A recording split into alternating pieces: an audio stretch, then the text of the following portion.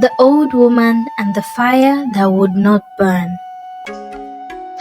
In the village of Insia, there lived a girl named Ayo. She was quick, sharp-tongued, and proud. She mocked the elders, rolling her eyes when they spoke. "Look at them," she would say, "bent backs and slow minds." The villagers warned her, "Respect your elders, Ayo. One day, your pride will cost you." She laughed. "Let it try." One morning, a mother handed her a small clay bowl.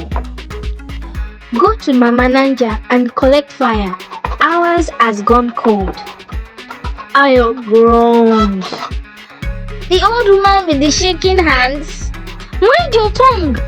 Her mother snapped. "Speak with respect."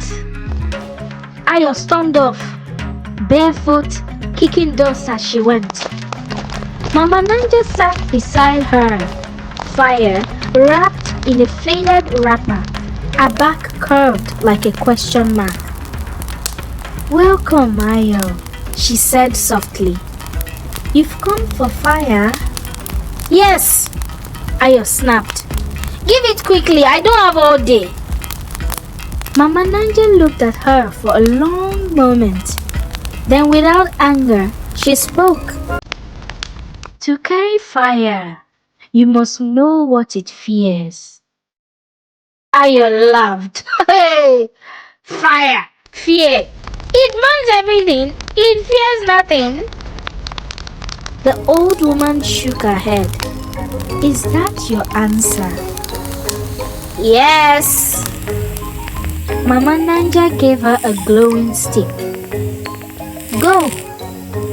As Ayo stepped onto the road, the fire leapt from the stick.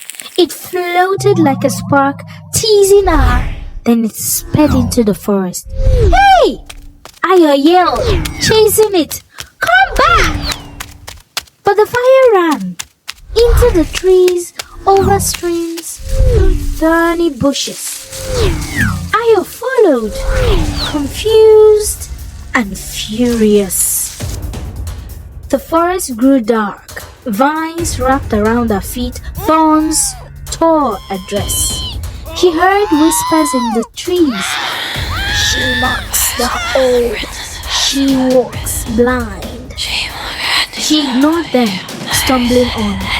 The fire danced just ahead. She reached the river. No bridge. The fire floated across easily. She tried to jump and she fell in.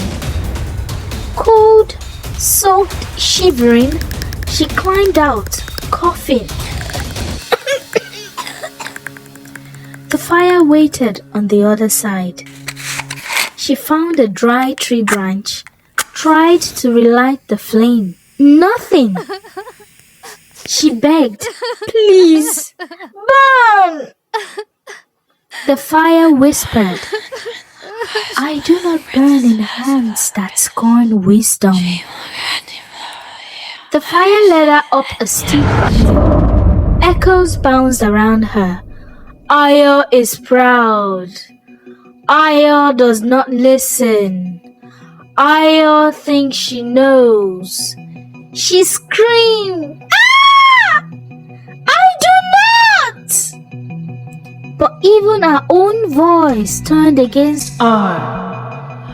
"I do not listen!" At the mountain's top, exhausted, Ayo collapsed. A soft voice came from behind. It was Mama Nanja. She had followed silently, watching. Ayo wept. "Why did the fire run away from me?" Because fire is not power. Fire is responsibility. It only listens to the humble. Ayo bowed low. "Forgive me." The old woman reached out and touched her forehead. In a clay bowl, a small flame flickered. steady and warm. You are ready. Ayo walked back to the village, carefully carrying the fire. No more mocking, no more pride. The villagers watched in silence. She walked to her mother and knelt. I have brought the fire, and I have found my respect.